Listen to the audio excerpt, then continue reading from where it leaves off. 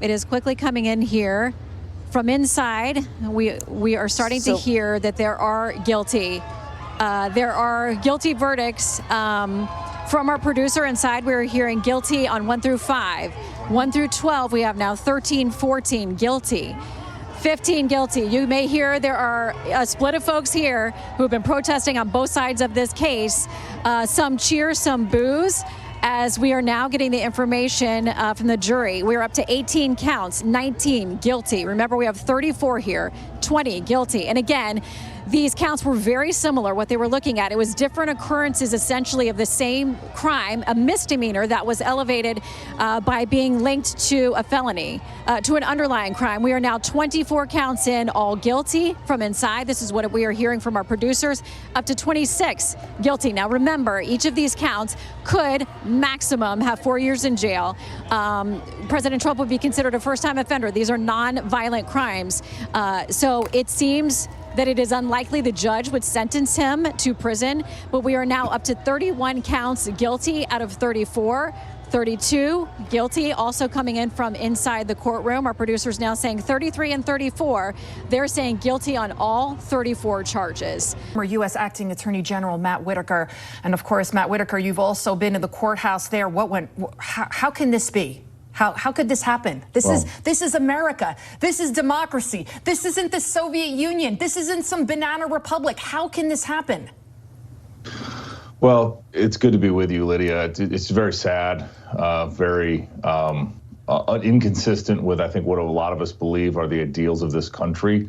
Obviously, President Trump and his team will immediately appeal, and they have very, very strong arguments. This case will be reversed, certainly on appeal, because of those strong arguments, like the violation of his constitutional rights, including his 5th, 6th, and 7th Amendment rights, these jury instructions, what the prosecution was allowed to argue at closing, the admission of all the Stormy Daniels testimony. There's just so many errors that were made by Judge Merchan. But again, the deck was stacked against President Trump. I mean, he couldn't get a fair trial. The jury pool was 85% Biden voters. Judge Merchan was a Biden donor. And, the prosecutor was backed by George Soros to get his job in the first place. So this is not recognizable as an American system of justice. It's a very sad day. There are many, many grounds for acquittal. There are giant holes in the prosecution's case, which I think Todd Blanche did a masterful job of really revealing during his summation the other day. I don't think the prosecution has come close to proving that President Trump did anything wrong, certainly not that he committed any business records fraud. If there were to be a conviction, we would appeal as quickly as possible. We would attempt to fast track that within the bounds of New York appellate procedure.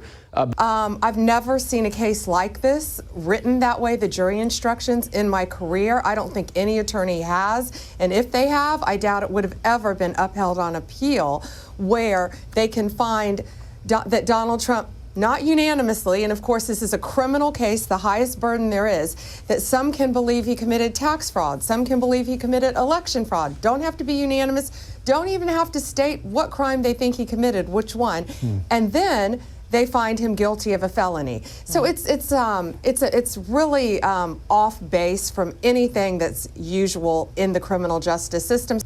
Well, my goodness, look, if they can do this to Donald Trump 8 years later, a potential misdemeanor, and then they tack it on to these federal felonies and turn it into a state felony, unprecedented. I think it's going to scare a lot of businesses to death that if they can do this to him, they can do this to anyone. The anticipation was palpable. The foreperson stood up and began reading out the verdict. And as he spoke, his voice sounded a little bit uncertain, a little bit shaky as he went through each of the counts one by one and giving the guilty verdict for each one. After that, they were then excused. They walked by Trump's table without glancing in his direction. Donald Trump then stood up, extended a hand to his son, shook his hand, and walked out of the courtroom looking quite somber, quite stern. But not before his lawyers tried one more time to get the case thrown out. They did make the argument that because Cohen on the stand, in their words, lied, they say he committed perjury, that the entire case should be wiped out. The judge disagreed. So now we do have our sentencing scheduled for July 11th. His rulings were absurd. I got to say, those jury instructions, it was obvious he had one objective, and it was to get Donald Trump. Now, that's not a judge's job. It does ensure reversible error, and I believe this decision will be reversed on appeal. I think it is a certainty that it will be reversed on appeal, but I think in all likelihood that will happen after the election. And the entire purpose of this sham prosecution was the two words you read right before you had me on. You read Joe Biden's campaign statement, and with words that surprise nobody on planet Earth, they refer to Donald Trump as a, quote, convicted felon. You and I are going to hear those words repeated by Democrats and the corporate media about 1 billion times between now and Election Day. That was the whole point, is to scream felon, felon, felon, felon. This was politics and not law. Is that any impediment to running a state felony conviction or even a federal felony conviction to run for president? Zero whatsoever. The Constitution does not require that you not be a felon. He is still eligible. He is still on every ballot in America. There's no requirement in the Constitution that you not be a felon. In fact, you could be incarcerated. You could be on death row and still technically be eligible to be president of the United States. And so he will remain on the ballot, which, as you noted, the Biden administration acknowledged. This was never about removing him from the ballot. This is all about politically smearing him. This is all about giving Democrats and the media those two words, convicted felon, to use. When they were reading those guilty verdicts, the one thing that we didn't know is really what he was found guilty of. Because if you remember, the judge allowed the jury to find guilt on any one of 3 secondary crimes. We weren't told whether the jury found any one of those crimes, whether they found all 3 of those crimes. I'm not too sure we will know that. That's one of the many issues that I think presents reversible problems in this case. So what I would say is that this is a historic moment. We all have to take a breath. But for those upset by this verdict, remember, this remains a country committed to the rule of law. And this is going to go up on appeal. I think it's going to be reversed in the state or federal systems.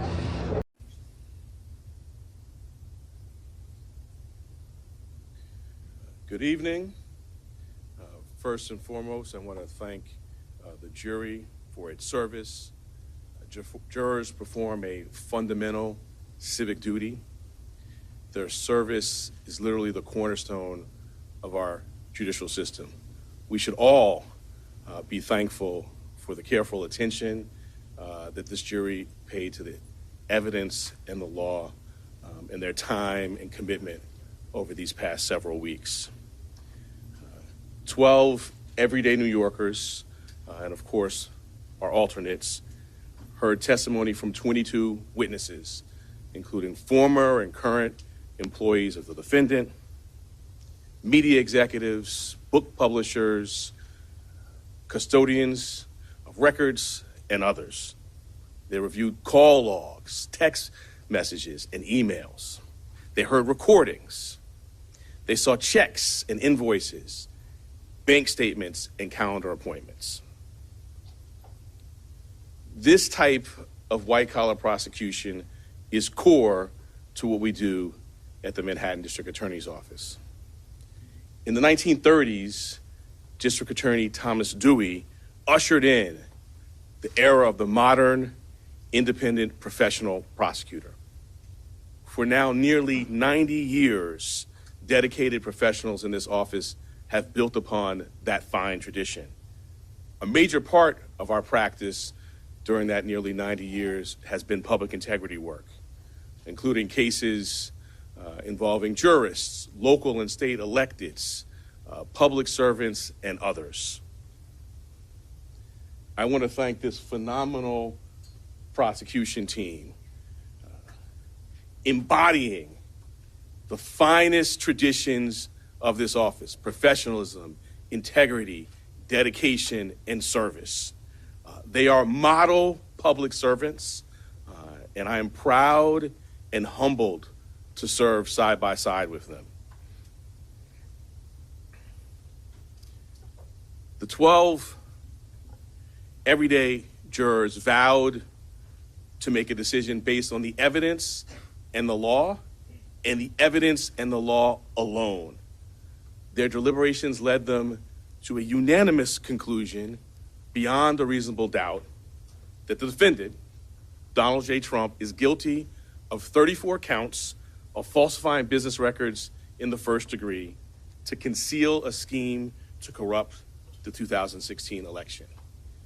And while this defendant may be unlike any other in American history, we arrived at this trial and ultimately today at this verdict in the same manner as every other case that comes through the courtroom doors, by following the facts and the law and doing so without fear or favor. I want to conclude by expressing deep gratitude to the NYPD and the officers of the Office of Court Administration for securing the courthouse, all of our safety, making sure the courthouse and all of the other matters that are important in their own right continued seamlessly. They will continue to be and have always been incredible partners. Thank you.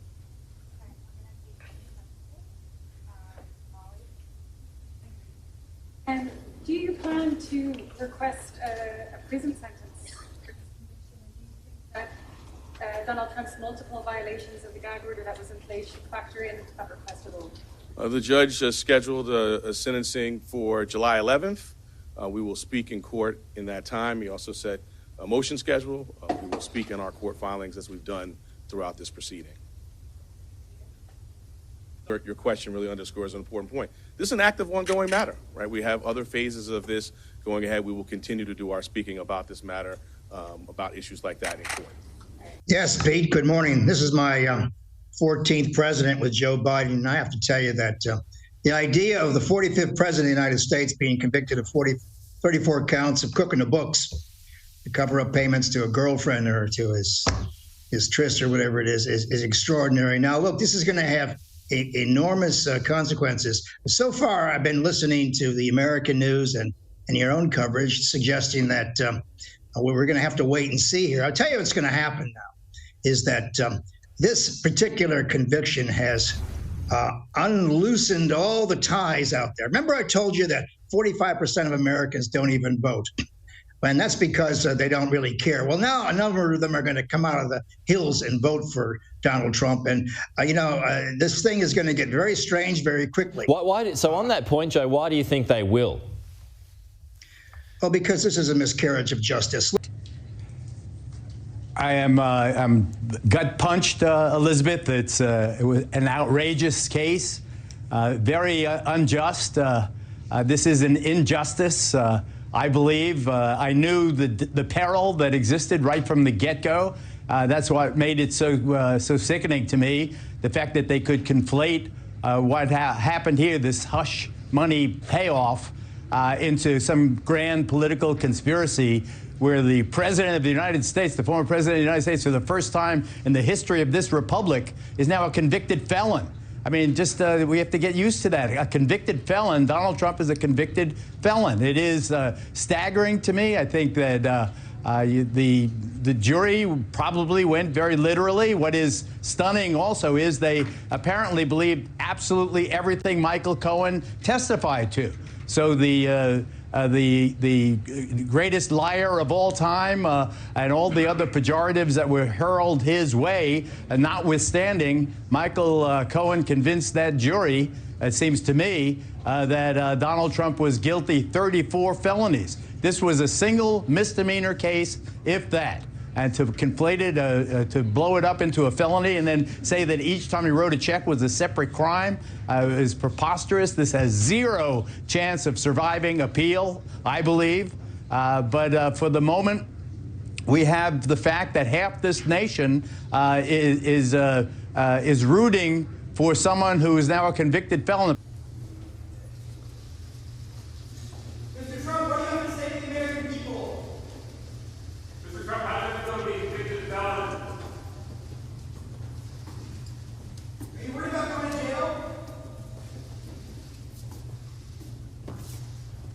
This was a disgrace. This was a rigged trial by a conflicted judge who was corrupt. It's a rigged trial, a disgrace. They wouldn't give us a venue change. We were at 5% or 6% in this district, in this area. This was a rigged, disgraceful trial. The real verdict is going to be November 5th by the people. And they know what happened here, and everybody knows what happened here. You have a Soros-backed DA, and the whole thing. We didn't do a thing wrong. I'm a very innocent man, and it's okay. I'm fighting for our country. I'm fighting for our Constitution. Our whole country is being rigged right now. This was done by the Biden administration in order to wound or hurt an opponent, a political opponent. And I think it's just a disgrace. And we'll keep fighting. We'll fight till the end, and we'll win, because our country's gone to hell. We don't have the same country anymore. We have a divided mess. We're a nation in decline, serious decline. Millions and millions of people pouring into our country right now from prisons and from mental institutions, terrorists, and they're taking over our country. We have a country that's in big trouble. But this was a rigged decision right from day one, with a conflicted judge who should have never been allowed to try this case, never. And we will fight for our Constitution. This is long from over. Thank you very much. Why should voters vote for convicted felons? Are you going to drop out?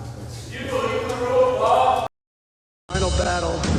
With you at my side, we will demolish the deep state. We will expel the warmongers from our government. We will drive out the globalists. We will cast out the communists, Marxists, and fascists. We will throw off the sick political class that hates our country. We will rout the fake news media, and we will liberate America from these villains once and for all.